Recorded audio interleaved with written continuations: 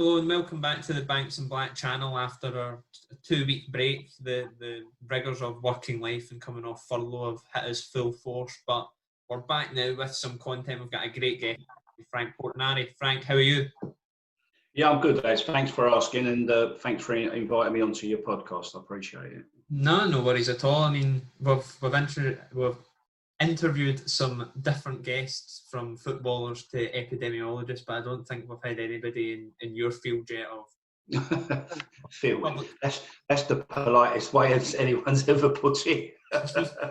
Well, everybody has a specialist subject. You've just different ones, so I mean, everybody's different. But you grew up in London, big football fan, to running the London UDA, and you've also got a book that you can buy on Amazon and all your retailers, and we'll leave that in the description. Loyalist Party, Gun Runner.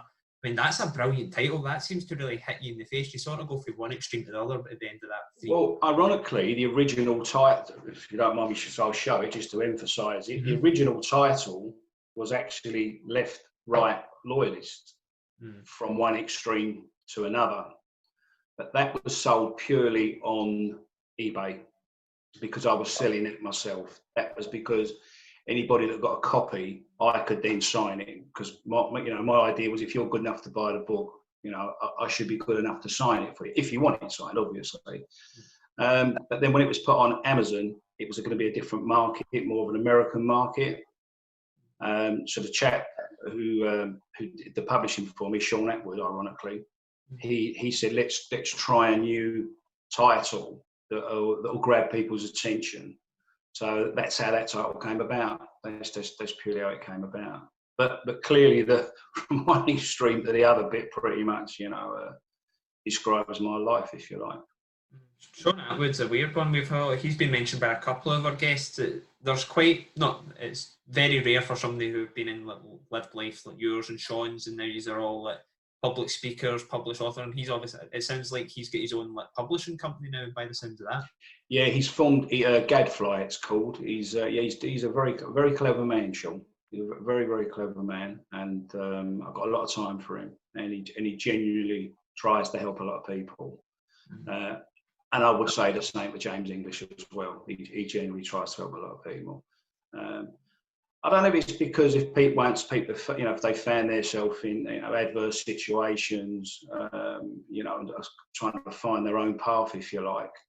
When someone helps you, you clearly appreciate it, and by the same token, you learn that if you can help somebody else, it's good for everybody. It's good for everybody. So to tell my story, I hope, can give somebody else some guidance. It's partly historical, it's partly the social and the political part of history, but equally there's a few moral messages in there as well.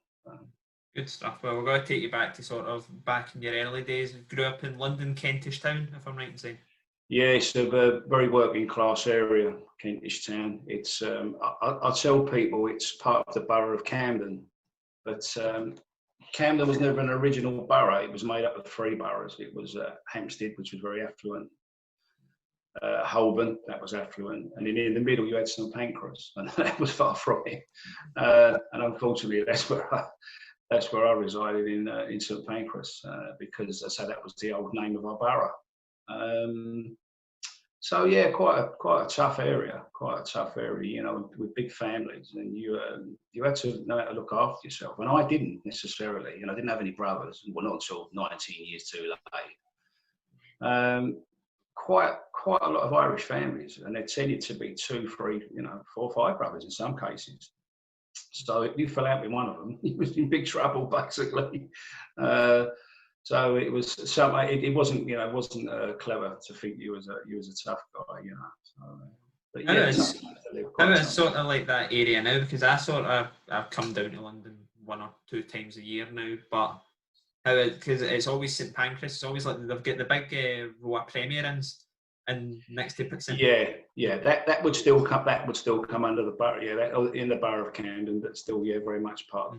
Because I'll probably sound far too far. That was clearly very rough, because you had you had workers from all over the country. You had hard men from Ireland and Scotland and Newcastle and Liverpool, working and living in those areas, Euston, St Pancras and King's Cross. And if they had big families as well, you can imagine the mix in the pubs with the Cockney fellas as well. It was very, very tough. Very, very. There was one particular pub was called the Lord Summers, and its nickname was the Bucket of Blood, because the governor used to come out in the morning with a mop and bucket and mop the pavement, mop the blood off the pavement. And bless her, my poor mum sent me to the school right in the middle of it, because it was called Sir William Collins, and she thought it was posh because it had a Sir in the title. I soon found out he wasn't that posh, to be quite honest. I mean, how was the sort of mix at that time? Because kind of going back then, there was always a kind of tension between the Brits and the Irish anyway in a lot of places. Was that something that was replicated just kind of socially at the time too? There was kind of that big split between the Cockneys and the... I don't think I was aware. Of it. I mean, if we say leading up to my teens, for example, the vast majority of my friends were Irish. So if I went into their houses and I knew their mums and dads, I didn't sense any hostility. Now that might have been because I was a young man, but no, I say a bit of a naive view of the world. Basically, my view of the Irish community was one of I say to people, they used to have some great fights outside the Irish clubs. I used to see them getting in and out of the vans to go to work in Camden Town, Murphy's in particular. That's what they were known for. And they owned pubs. So that was within your community. That's how you identified that community. So no, I never ever sensed any hostility. I was aware of things that had gone on, but wouldn't have necessarily known why. I knew the Post Office Tower, for example, the restaurant at the top had been blown up. I vaguely knew about the Birmingham pub bombings, but politically, I'd have been quite naive, to be honest. Yeah, so that was one thing I read about your stories, that you sort of not unbeknowingly came into this, but you sort of didn't come into it and you weren't like a fanatic about all this stuff. You just sort of, different things happened that you've sort of ended up on this road. No, take into account as well, we didn't have social media in those days. Television was limited, so you tended to have, 3 channels? Not sure if it was only BBC and ITV at the time. It might have been 3 channels at most. So you relied on what you saw on the television, and you saw whatever if you even bothered to look at newspapers. And my introduction, if you like, to the politics was a group of young people came and knocked on the door one night. I believe I was about 15, 16 maybe. And they seemed genuine. They were quite idealistic young people, and they introduced themselves as the Young Socialists. I clearly never heard of them. And they invited me to a meeting. They basically said they had concerns about bad housing and health and education, the usual social problems that people would be concerned about.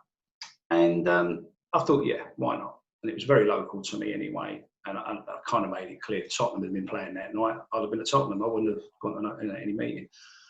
But when I got to the meeting, I got a shock. My view of the world at the time was I knew I was working class. I didn't know what the middle class were. I probably knew what the upper class were, how they would be referred to in those days, not so much now. But I knew very much I was working class. I knew my parents voted Labour. I knew Labour was red. I knew Conservative was blue. That's it. That was the model. So, of course, when I went to this meeting, I walked in.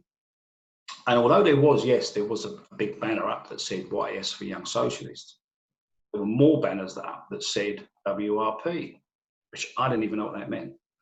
But then eventually I realised it meant Workers' Revolutionary Party.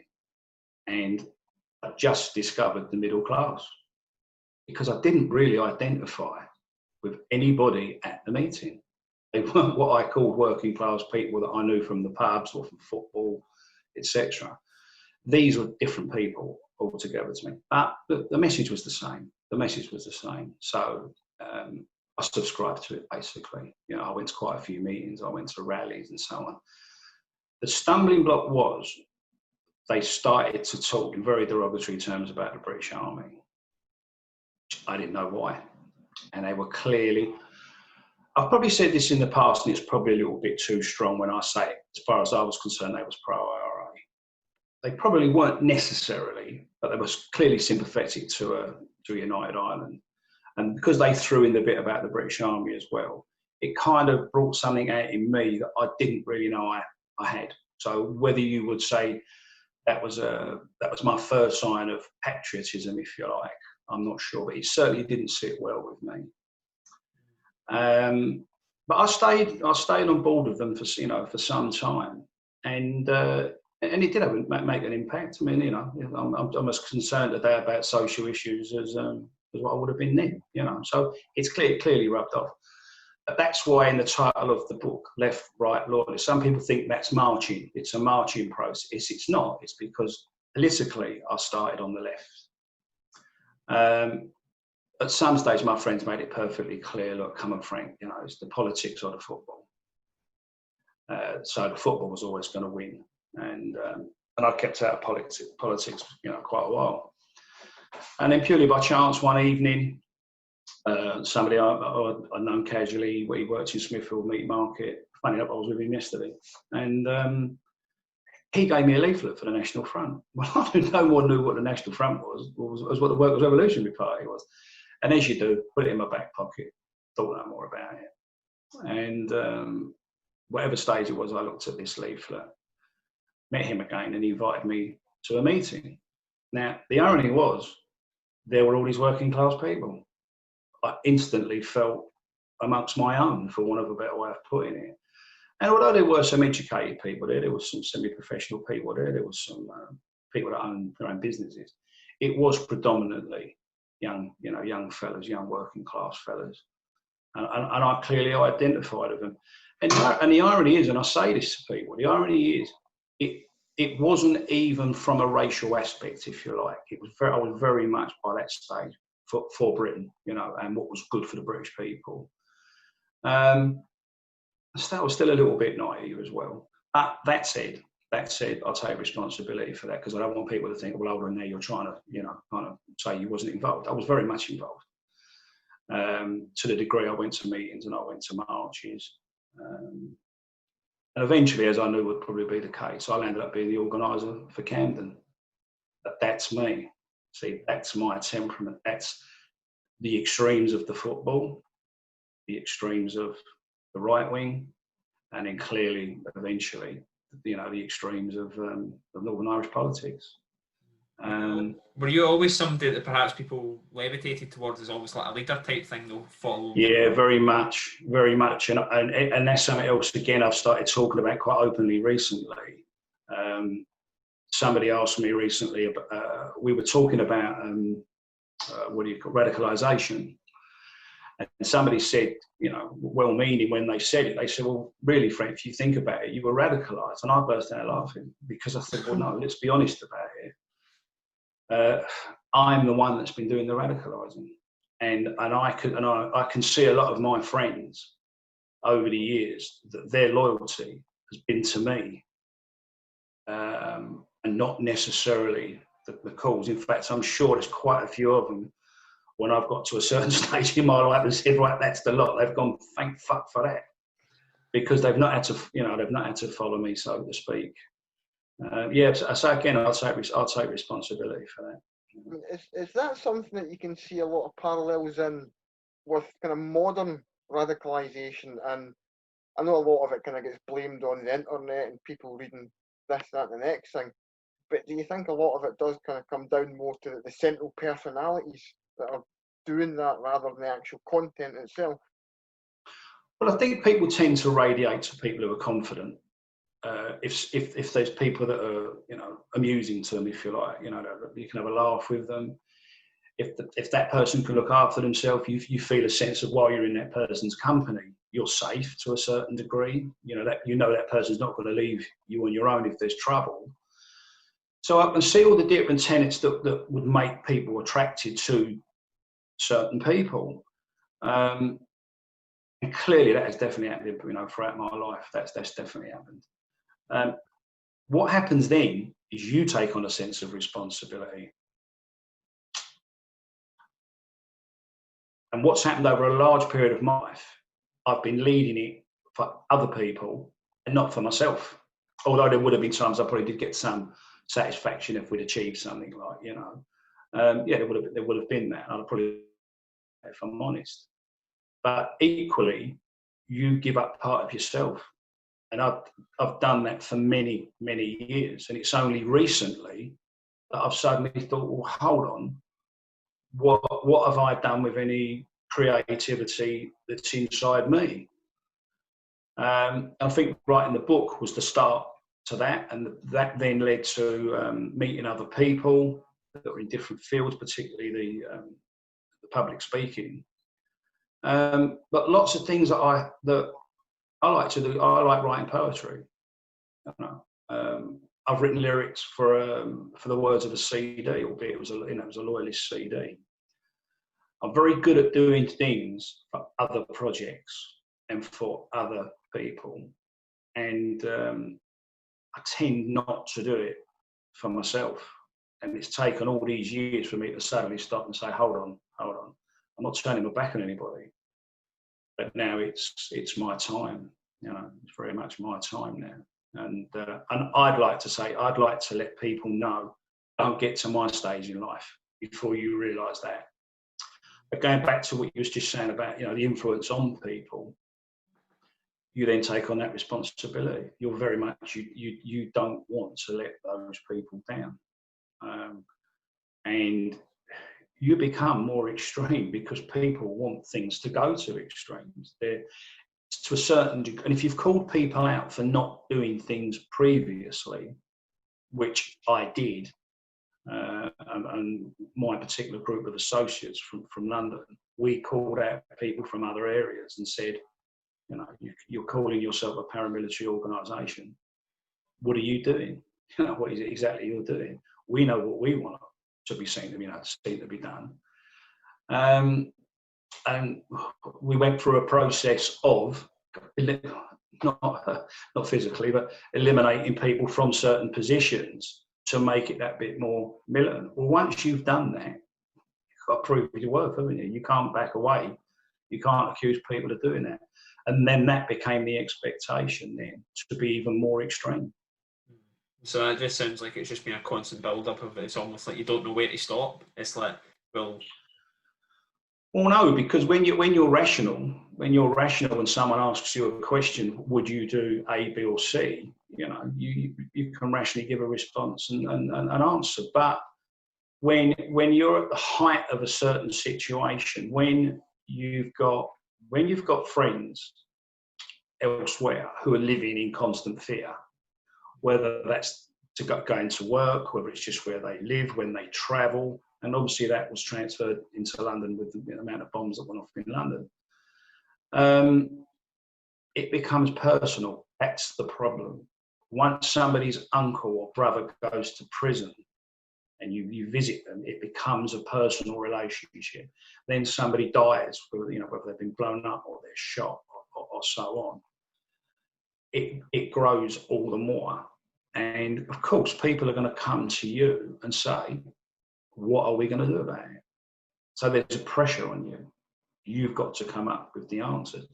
And I've always been open about it. When on the first open visit with my wife, and when I say open, that's not with the general population of the prison.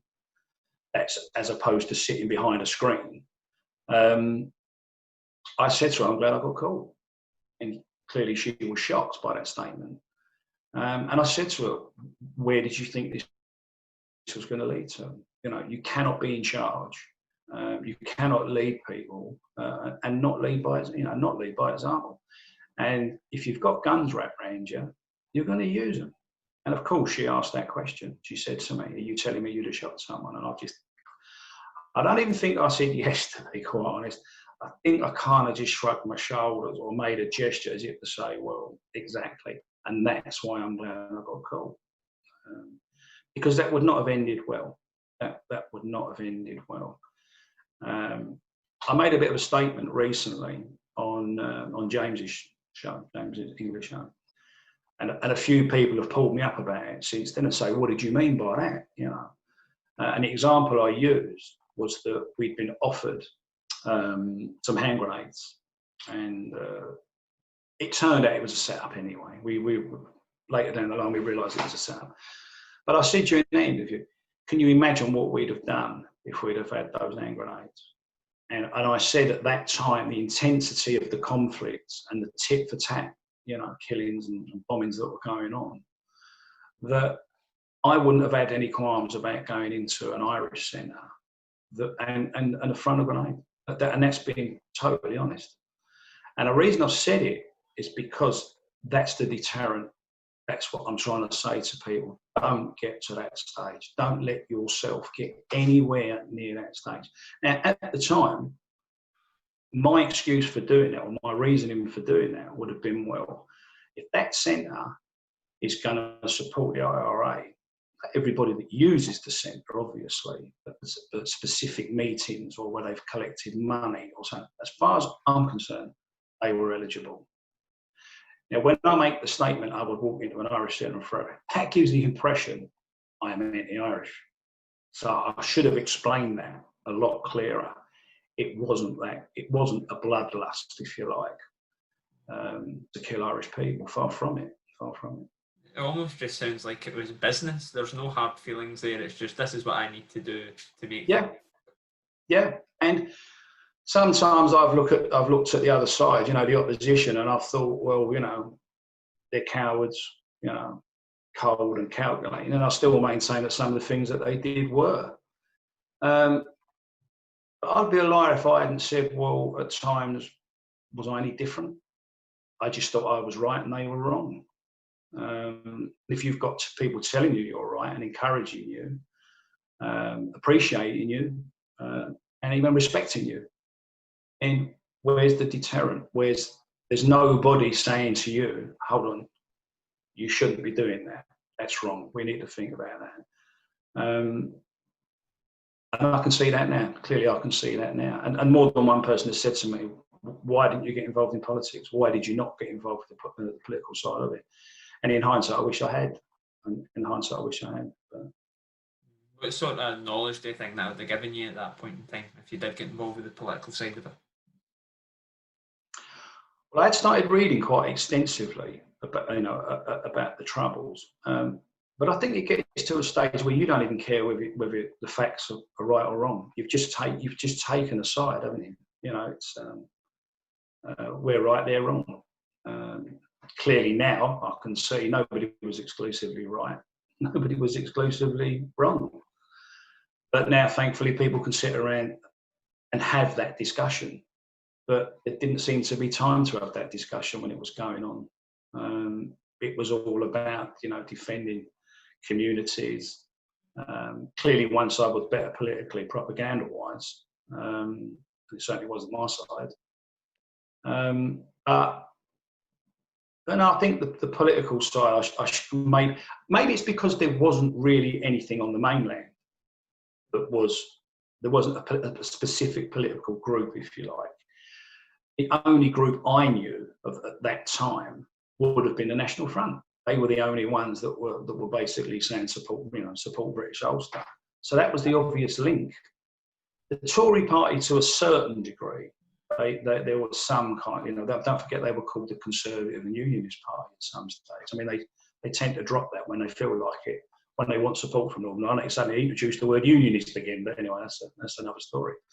But there wasn't a natural home to go to, if you like. And even if you consider that, yes, there would have been Orange Lodges, there would have been apprentice boys clubs, they weren't political. They weren't political in that sense. They were more religious, commemorative than actually political. They certainly didn't put any candidates, if you like. They certainly didn't forge any unionist any party. So there wasn't a great deal of flexibility. You know, it wasn't anywhere really to go to. So even if I'd have wanted to, I'm not sure how to do it. Also, take into account, it was very dangerous because one chap I met, Ian Gower, who was a Conservative MP, was killed. I'm trying to think of the other chap, McWhirter. I mean, he was blown up by Inler, you know, in the Houses of Commons. So if you were going to put your head above the parapet, you know, you could well pay the price. One of a better way of putting it. Again, I didn't see that then. How did we then take the move from, also at this point you were in the National Front? What then was the big focus on in Northern Irish politics, as it were, rather than kind of some of the other issues that the NF were focused on at the time? Yeah, I think it was. It didn't help when if you heard that British soldiers have been blown up. So if you take into account Crossmaglen and Warren Point and so on, and then certain things that the Free Scottish Soldiers, I remember that. So once that was an easy transition, but it kind of they're killing our troops, so that kind of made you feel like, well, we got to support our troops. What would happen was you'd have parades in London. So every January you would have the troops out of parades. So that tended to sort of go up Edgware Road, Kilburn, Cricklewood, etc. So there would be protests against that. So there would be National Front protests against that. In August, you always had the anti-internment parade march along Holloway Road. That was the Irish Freedom Movement who organised that. So that's where the initial conflict started, because it would be protests on the pavement, if you like. You would have Scottish bands at the front of the parade, and they would basically sort of go all right, sort of thing. Well, of course, that used to get your blood pumping, so it was natural you wanted to attack these parades. So that's what we did initially. It would be a case of trying to attack these parades. The police got to know us eventually the same way they knew us at football. They recognised people once they've taken your name a couple of times. So it started off. It very much started off at that level. But then you're saying, well, hold on. They're attacking they're blowing up our city. We're attacking their parade. It's not exactly equal, is it? It's not exactly even, is it? That evening they'll go and have a drink in the pub and feel brave they've been marching through the centre of London. They've achieved what they wanted to achieve, basically. So, yeah, you can say you try to oppose it. It's not stopped them. It's not stopped them. So people said, look, we've got to do something else here. But what do? We weren't loyalist paramilitaries. We weren't even what some people would refer to as loyalists. We didn't have a history. We weren't Orangemen, we weren't apprentice boys. And I've said before, I suppose the nearest connection that some of us might have had a preference for Rangers other than Celtic. So there was no real connection. And then we met somebody, and we did meet somebody. And he was a bit of a conduit between here and Belfast. And he introduced me and another chap to the man who was running the London UDA. And we were thoroughly underwhelmed, quite frankly. We just was not impressed by him at all. And we said the only way we'd get involved if he was moved to one side, basically. We just saw him as an old drunk. And the other fellas that were involved were just all right wing, basically. The majority of them were right wing, and I didn't find them particularly political. Some of them I felt were just joining because it made them look good. But we did meet the man who was responsible for the whole of England. I was far more impressed by him. He clearly had a good pedigree behind him. And I did get quite close to him eventually. But we made it clear there's no way we were going to take orders from this particular person. And of course, the fellow that introduced us couldn't wait to take over. And that also told us something about him as well. So eventually we got onto the subjects of, weapons and so on. And of course, when we said to him that we had access to weapons by somebody contacting the army, this chap showed his true colours and basically said to one of our fellas, "I'll speak to Frank, he'll sort it out." And the chap turned around and said, "No, hold on, you're in charge. If we take a dive, you take a dive." And we could see he wasn't up for it. He just wasn't up for it. And at that stage, that's when my associates said to me, you know, you need to step up, you need to do this. And I said, well, what do I know? You know, I don't even know anybody, you know, as such. But we went through a process. We made sure we did get to meet people. We did go to Belfast. We did speak to people. And the first time we went, of course, we actually felt more British in Belfast than we did in London. Particularly when we saw the first parade, the first Orange Parade, and there were all these Union flags and people, you know, clearly proud to be British. And, you know, most of us hadn't really sensed that. Probably from a football term, you know, just you're loyal to, you know, if you follow England or you might follow Scotland or whoever, you know. But it did make a big impact, if I'm honest. And the friendship, I mean, we were greeted so well by ordinary people, you know, and that did make an impact for me, to be honest. Does your surname ever cause any issues for you? Just it's not a typical Protestant sounding name. No. In fact, yeah, that's caused me a few problems over the years. You know, some people have been a bit dubious. And I've even had people say, well, let's work it out. It's an Italian name. He's a Catholic. Let's simplify it as, you know. So you think, well, for the sake of it, I'll explain. I went to Sunday school, you know, and then when that got knocked down, I went to a Methodist church. When I was in prison, I started to go to the chaplains' discussion groups. I asked to be baptised. Now, I hadn't sort of turned into some super prod. It was a personal thing for me, you know. But you have to explain all this to dispel these, you know, oh, he's a Catholic, you know. And, how on earth has he got involved in that? To me, it was never about religion. See, that's the thing. It was never about the religion. It was purely the national thing, if you like. You know, the statehood thing. You know, these people. I was British. These people wanted to remain British, and I was, you know, prepared to help them. But yeah, the name has caused me a few problems over the years, I must admit. No, when I've been in Belfast, it's caused a few problems, you know. But it's. I think my great-grandfather was Italian, basically. I can't speak Italian, let's put it that way. Okay. I can't speak Italian. Oh, I was actually in the company one day of a fella. I didn't know him. And I was drinking, I had a pint of Peroni. And he was heard to say in the toilet he would never drink Peroni because it was Italian. And therefore it must be Catholic. I couldn't help it, and I said to him, you never had a plate of spaghetti bolognese, mate? And he went, what? I said, have you never had a... He went, of course I have. I said, is that not Italian then? I said, what does that make that Catholic? Clearly I was having to dig at him because of my surname, you know, because I knew he'd heard my surname. But, yeah, listen, some people make up their own minds, don't they? So, you know, if they ask me straight, I'll give them a straight answer. No. You shouldn't be having Peroni anyway, you know what I mean? You should be having, just stay away from beer altogether, stick to ciders. Oh, honestly. But obviously you're speaking about like camaraderie and loyalty. Did that sort of come from your early days as sort of like a football fan? I know I read a bit about you.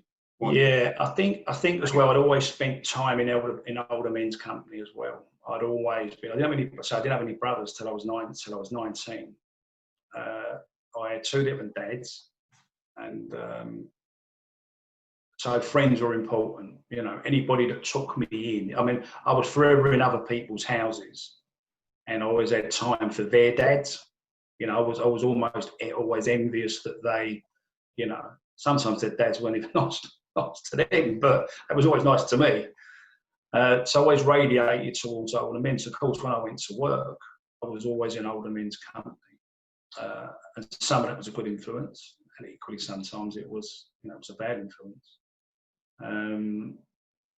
But yeah, I think that camaraderie thing. Maybe if I'd have been in a family, you know, I had a couple of brothers or something, it might have been different, or more cousins or something like that. But yeah, I did like to be with people, and preferably older people, because they're knowledgeable. They told you things, you learn from them. So yeah, the football. Yeah, again, you learn who your mates are, don't you? You learn when you're in awkward situations. You know, if you're in an away game, and you know you're in a tight situation where you find out who's going to run and who's going to stand. And I definitely wasn't the best fighter in the world, but I never ran. And people notice that. People see that, and people say, "Oh, who's he? Where's he from?" And you do. You get, you attract older fellas, and next time you see them at an home game, and they see you in the pub, "Hello, mate. All right, how are you? It was put up in so and so last week. I see you stood your ground. Well, you've just made new friends, haven't you? And it wasn't difficult to start to become part of a bigger gang, so to speak. I mean, I know they call it firms now, but or a mob, as we used to call it. But yeah, so I think I probably did enjoy the camaraderie. Yeah, and clearly that transferred to the politics as well. The thing is, as well, see, just with like football nowadays, I know you're speaking about like going for fights and that outside the ground and stuff. Like, I know you're a smart. Could you imagine like folk coming out? I don't know, maybe you know more than me, but like folk coming out Tottenham West Ham game, even though and standing in the streets in their thousands for a scrap. It's just like, it's, to me, it's like a completely different time period. Well, yeah, it was literally hundreds on to hundreds. So, and I say this to people: you could be punching somebody, you're getting punched from behind or from the side. It was intoxicating. I say that to people. It was very, very intoxicating. It was somebody else has used the term, the phrase. It's like it's a drug, and said that if you've got a gambling addiction or a drinking addiction or so on, you can go and get treatment for that. But you can't get treatment for being a football hooligan. And it is a drug. You look forward to it. And don't forget, you get respect as well. People respect you, and people say, "Are you going next week?" And if you're going next week, they'll go next week. And then a wider group of people will go next week. So yeah, you enjoy that. You kind of enjoy the atmosphere. I mean, let's get something straight. I like football anyway. I like football. I liked playing football. I liked going to football. And going to football in the early 70s, late 60s, early 70s was so much better because you were going to see your heroes. You didn't have television on every 2 minutes, football on the telly every 2 minutes like you do now. If you wanted to watch football, you had to go and to see your idols. And of course, the atmosphere was great. The atmosphere, grounds were packed. There weren't so many seats in those days. It was mainly standing. And it was very intoxicating. You couldn't wait for the next game. Sometimes I'd be up north on a Wednesday night. Wouldn't even think about getting home. You just go. And as I say, if you went, the next crowd of fellas went as well. And I know blokes, we've been to away games. They come back. We're in the pub at the next home game. Oh, and they're telling people about all the fights. Some of them I've never seen them throw a punch in anger. Never. Listen, if that was their day out, that was their day out. But I still had a genuine love for the football, and I still do.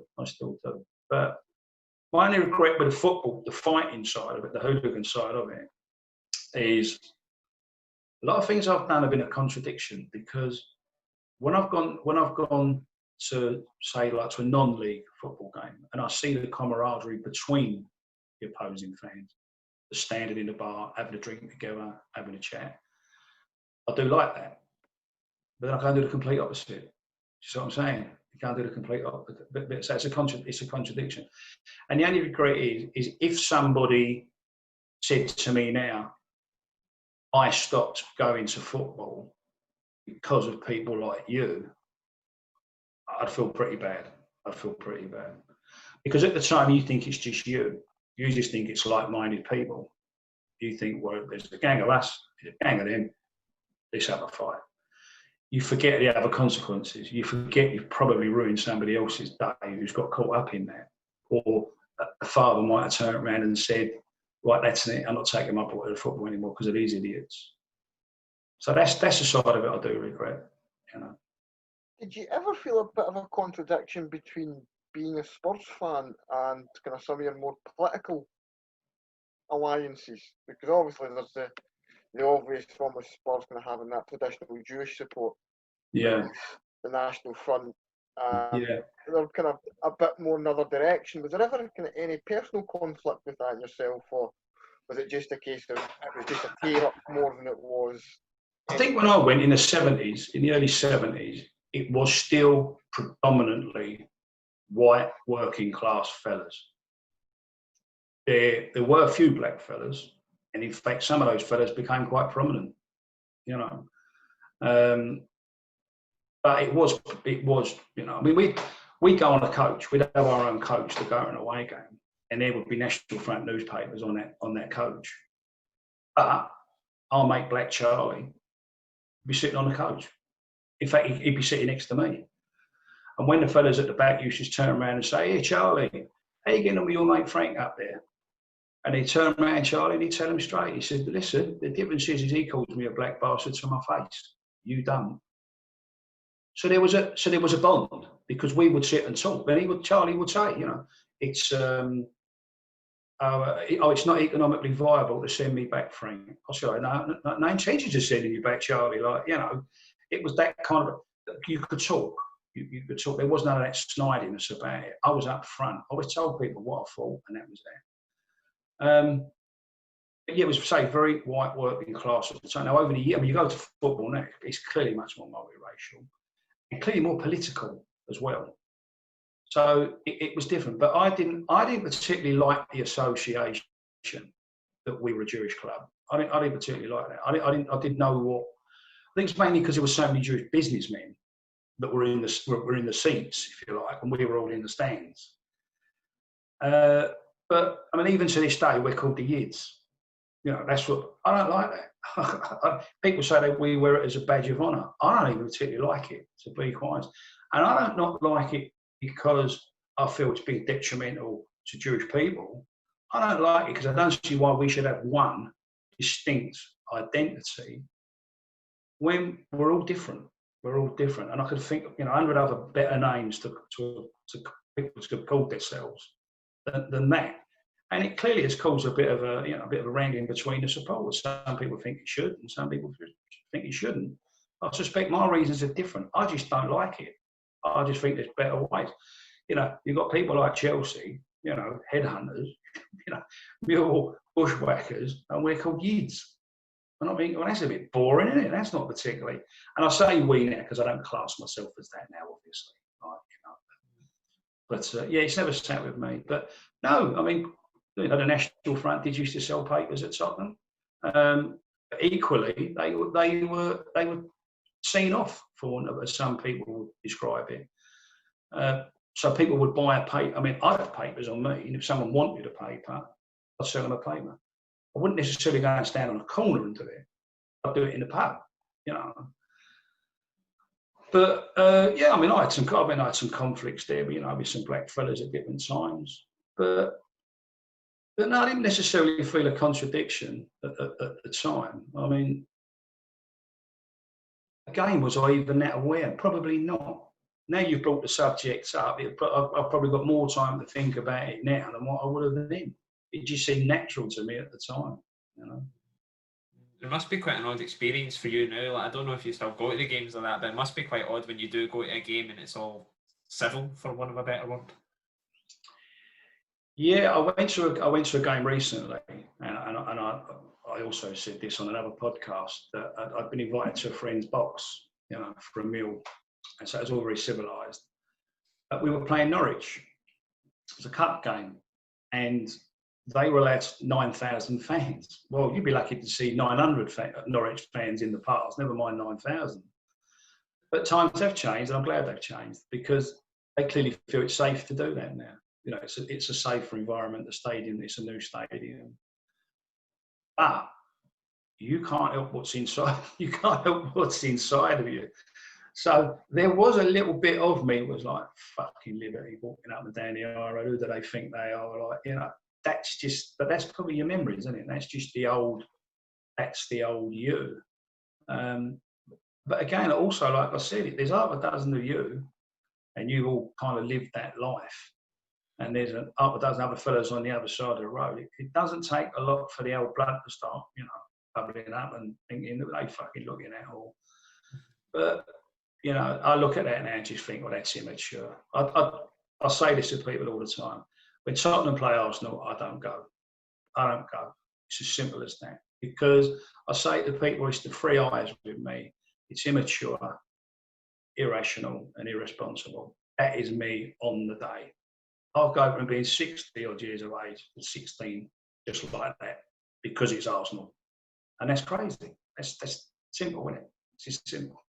You know what the thing is, see, because we've always got Celtic and Rangers up here, we look at the derbies down there and I think with a bit of like down our nose a bit, it's nothing compared to our big one up here. So when you say that, it's like, well, the first Old Firm game I went to, which would have probably been in the 80s, I was quite shocked because the proximity of in the street of the Rangers fans and the Celtic was at our eyebrows. And I thought, why are they not attacking each other? Why are they not running across? It was actually quite sedate. Now, funny, when it was in the stadium and they were separated, I mean, it became very vocal, obviously, and, you know, it became quite aggressive.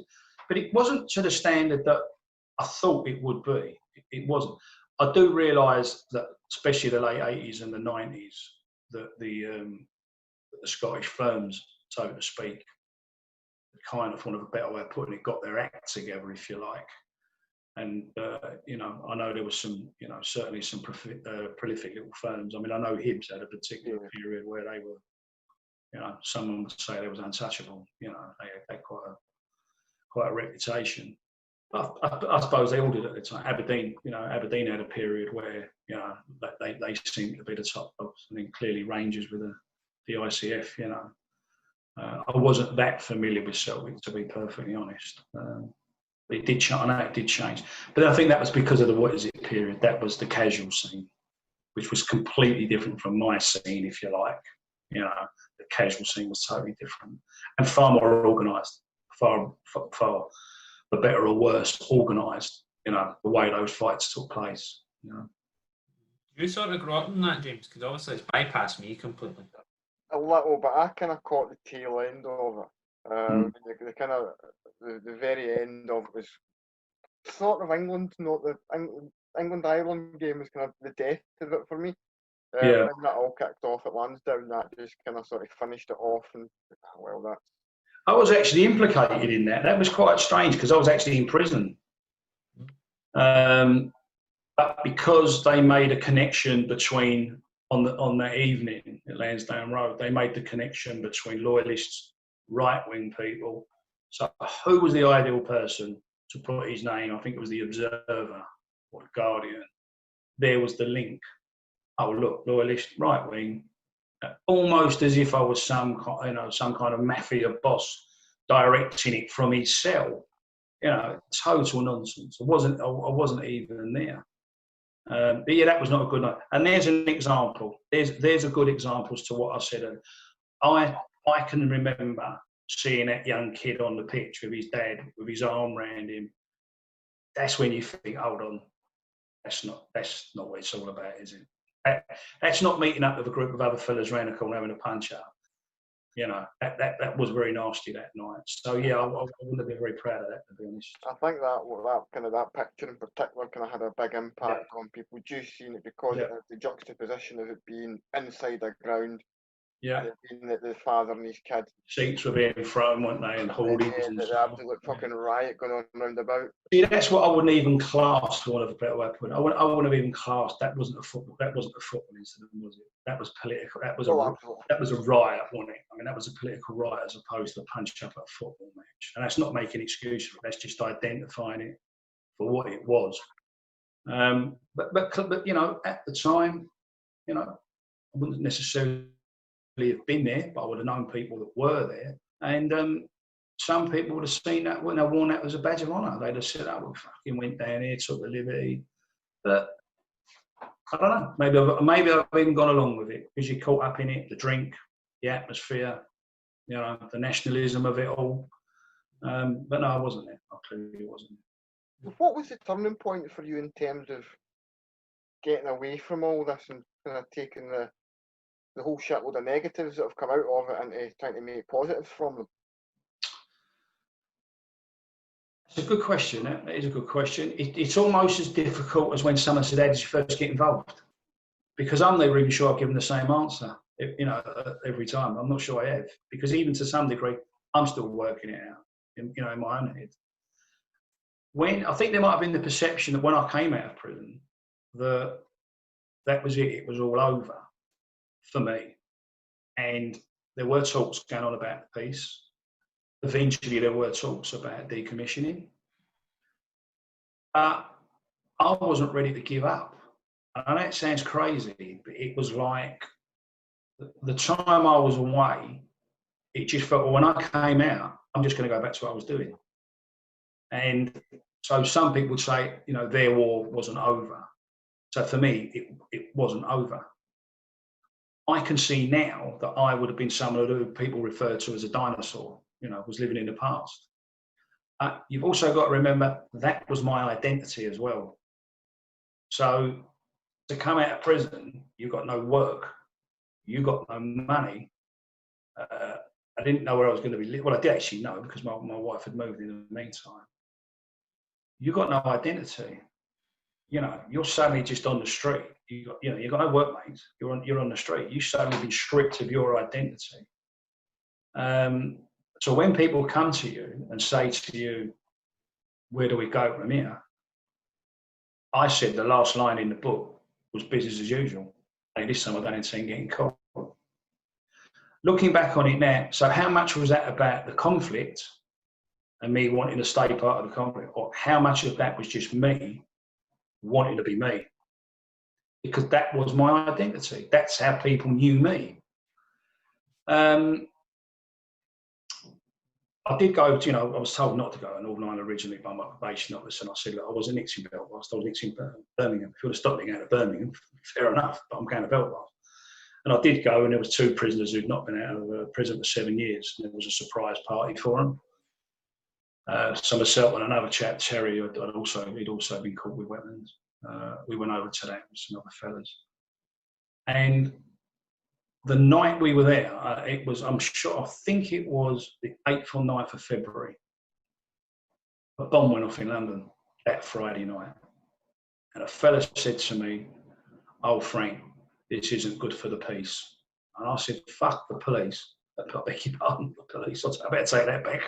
The peace. A bomb's just gone up in my city. I'm not going to be talking about peace, am I? So I probably didn't need a lot of encouragement, if I'm honest, because there was still that fire in my belly, for want of a better way of putting it. When I did go to Northern Ireland, I could see communities where there were no peace. There was no peace. I could still see areas like Cloughan Place in East Belfast. I could see places like Whitewell in North Belfast. There was places like the Fountain Estate in London. They weren't getting any peace.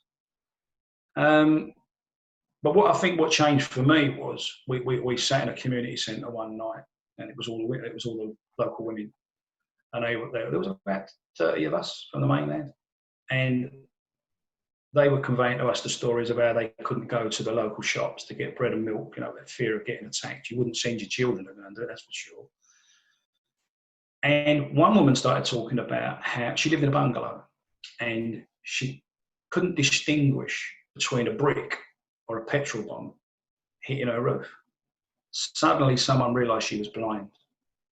Well, there were grown men sitting there, I'm telling you, with tears in their eyes. Folks made excuses to go to the toilet.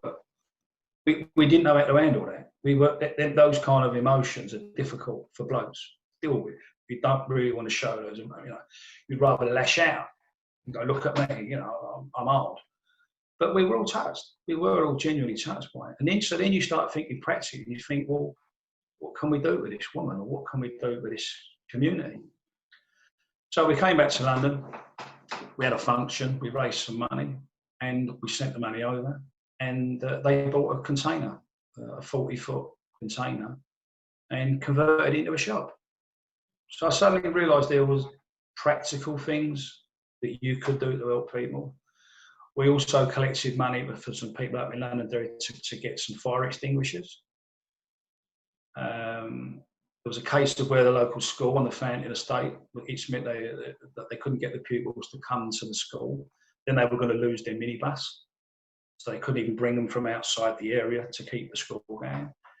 And we had a function, we raised money, we went over, we met the headmistress, she gave us a tour. I suddenly discovered another side of me, if you like, that there are other ways of helping people, and you don't have to necessarily go out and hurt and damage other people in the process.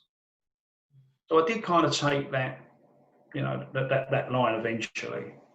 Maybe the one I should have taken at the beginning, you know, but that's on reflection. That's on reflection.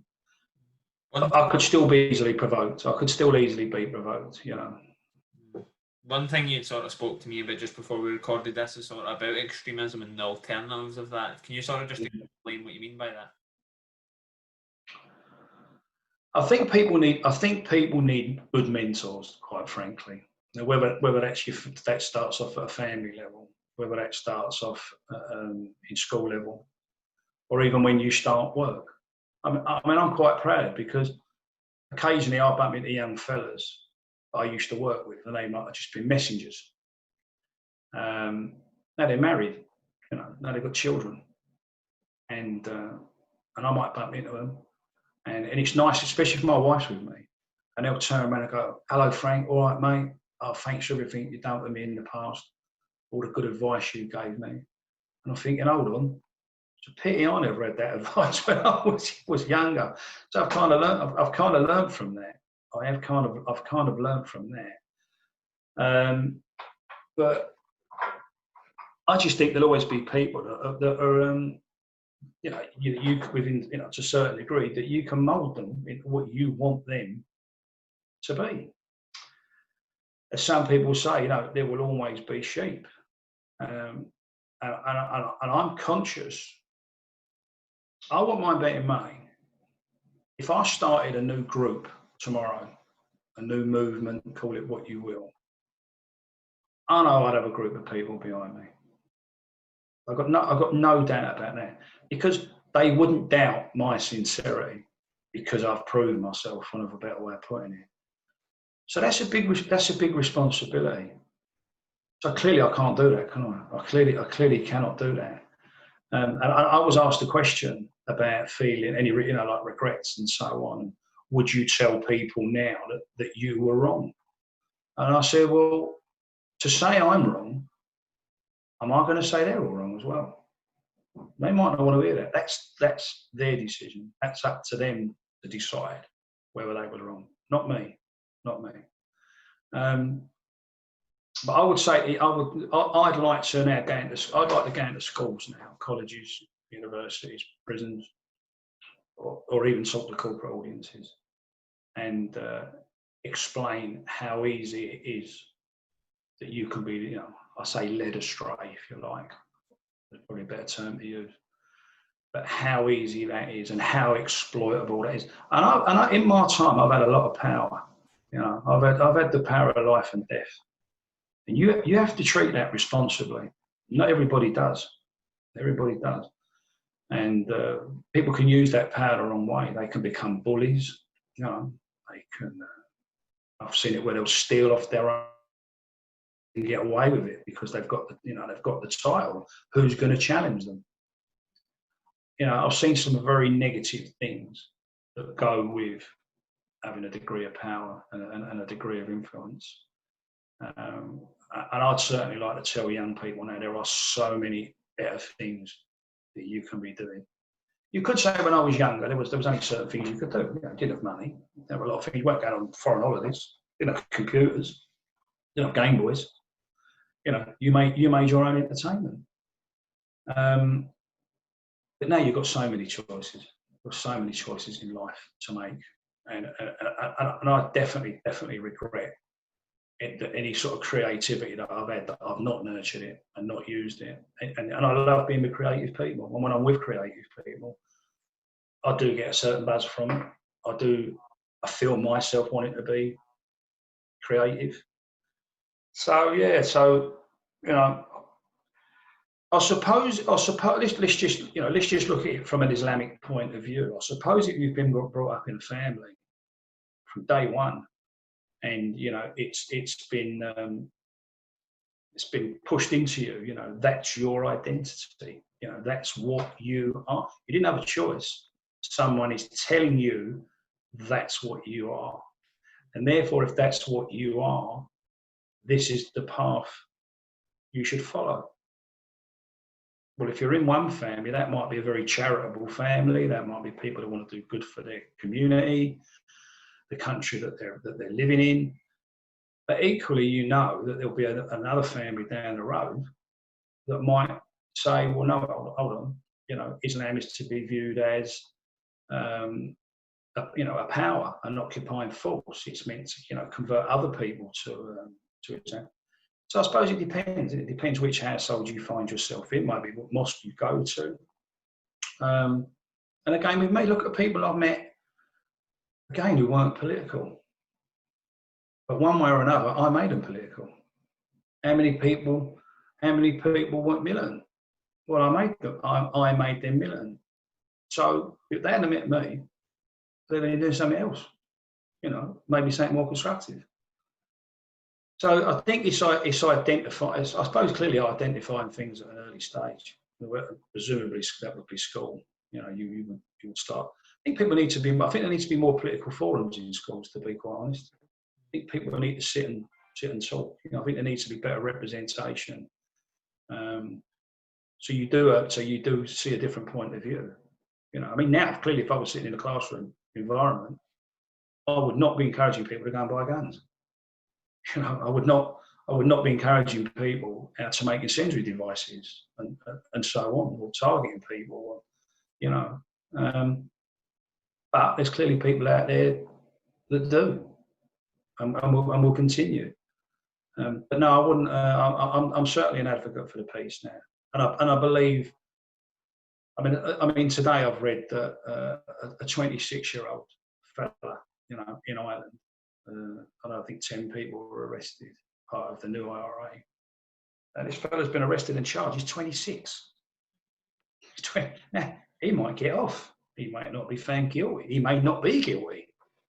But if he's guilty, and depending to what extent those charges are, it's a 26-year-old boy, as far as I'm concerned. Now, how's his life going to turn out now? He might have been like me. He might have been an idealist. He might, you know, as far as he was concerned, he was right. The other side are wrong. I get it. There is a kind of begrudging respect. You know, I fought for a cause. I can begrudgingly respect somebody else fighting for their cause. You know, it does tend to lap over at times. You can't hate each other over everything. There are some lines where you cross and think, well, are we that different? So I'm conscious now that, you know, a 26-year-old man, you know, it's easy to tell me, how good he's been fucking caught. I think it's 20 years. I could take the attitude. The attitude of me now is one of, what a waste. What a waste. You know, if he lands up spending the next 10 years in prison for what? At least in my scenario, obviously, just coming out of school and stuff, there is a lot more options for it. I mean, you've still got, the thing with me is that perhaps just in working life, you were always told, oh, go and get a trade or go to university and go for 4 years. Perhaps not a lot of people encouraging you to try and go down the road you want to go as much. But there's certainly, the options are there to do 1,000,001 things now. It's just about picking the one that's right for you and one hopefully. Yeah, well, I was told I was a bright kid in primary school. That followed through into secondary school. And if I could have done English all day, I'd have done English all day because I absolutely loved it. I loved reading, I loved writing, especially creative writing, poetry, all of that. But you get to an age, you know, if you live in a certain family where economically times are hard, you know, if people were going to buy a pair of Levi's, I couldn't afford a pair of Levi's. You know, if whatever the shoe was of the day, a particular, you know, you'd have the brogues, you'd have the smooths, they'd call them. My family couldn't afford those sort of shoes. Even things the equivalent back then of trainers, you know, you'd have had whatever plimsolls, you know. So you'd have Dunlop, you know. So you had to have Dunlop Red Flash, or you had to have Dunlop Green Flash. Couldn't afford those. So eventually you get to the stage you say to yourself, well, the only way I'm going to be able to afford any of this and support your family is to leave school. And I clearly left school way too soon. way too soon. My parents didn't even know I'd left. Until the night my mother went down to school and sat in front of the teacher, and he said, "Who are you?" And she said, "I'm Frank Portinari's mum." He said, "I've never met your son." And of course, when she come home, I say, "Mum, I've been working in Jewish butchers down Camden High Street. You know, where do you think you'll be getting them chickens from and them chops?" And you always think, "Oh, I'll go back into education." You know, you don't. You just earn money, and then you know that money can get you to go to football next week. You know, that money means you can go to the pictures. That money means you can go and watch a concert. You don't think that far ahead. You don't think that far ahead. You just got money. You're with your mates. You're happy. You know, you got the money to go in the pub. You got the money to buy a nice bit of clobber. That's it. Now, even when I was in prison, I took an English course, and I was doing really well. And the lady in charge took me from the O level to the A level. She said, "We'll cut that out. You know, you can do much better than that." Then I was offered to go into the industrial cleaning class. So I had to give up the English. So again, I felt like I was denied what I was good at. So I went up, but on practical terms, the industrial cleaning class would mean I could get work on about out. So I passed all the courses, all the MVQs, proficiency things. And then I was asked if I wanted to take the assessor's course. And then they offered me to teach the other cons. So I got extra money for that. I got extra phone cards for that. Got made a full member of the British Institute of Cleaning Science. So when I came out, I had a trade as such. I did have a trade to go into. The English would not necessarily have got me the job. I was regretted it. And another reason why I wrote the book.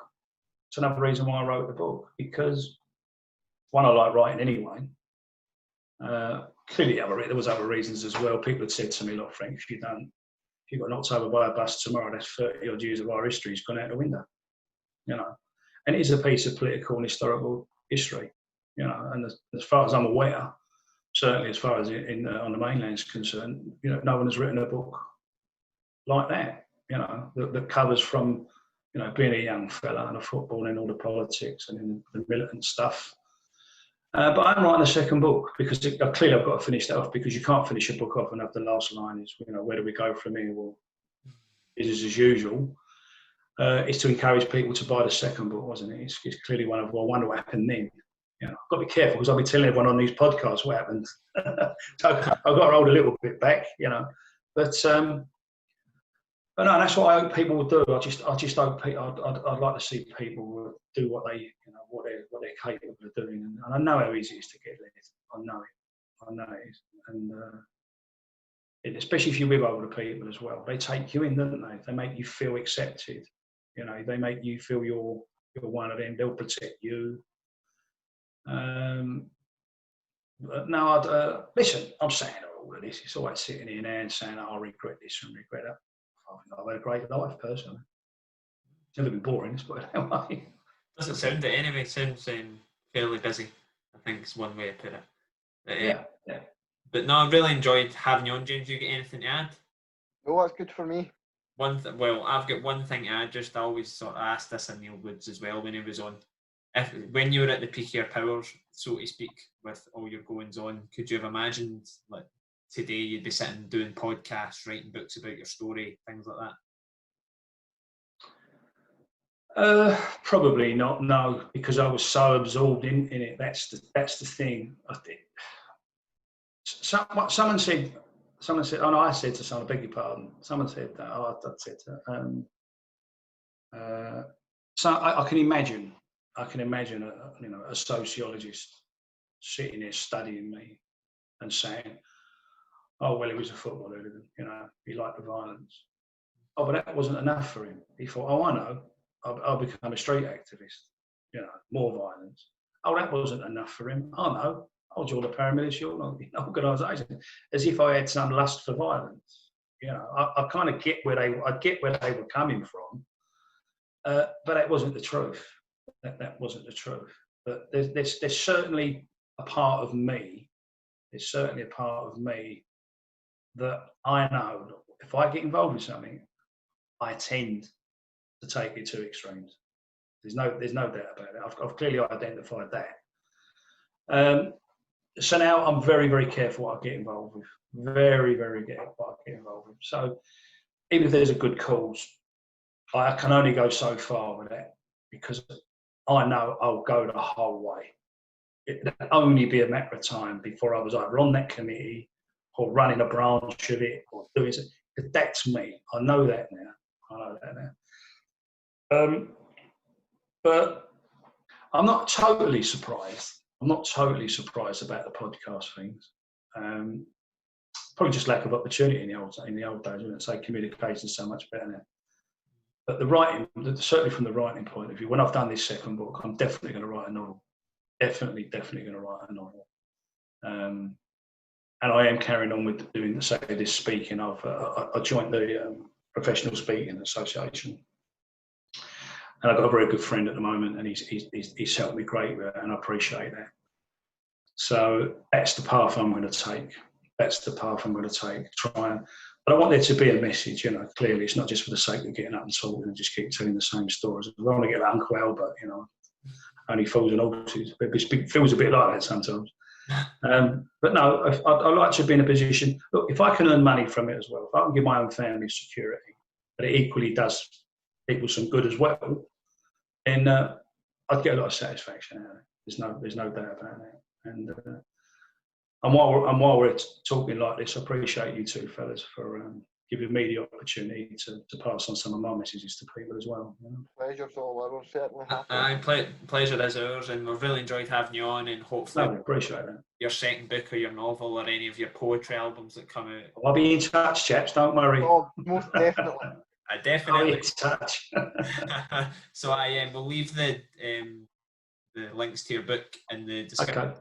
Subscribe to us on Podbean, iTunes and YouTube, and until next time, take it easy. Lovely. Cheers. Good.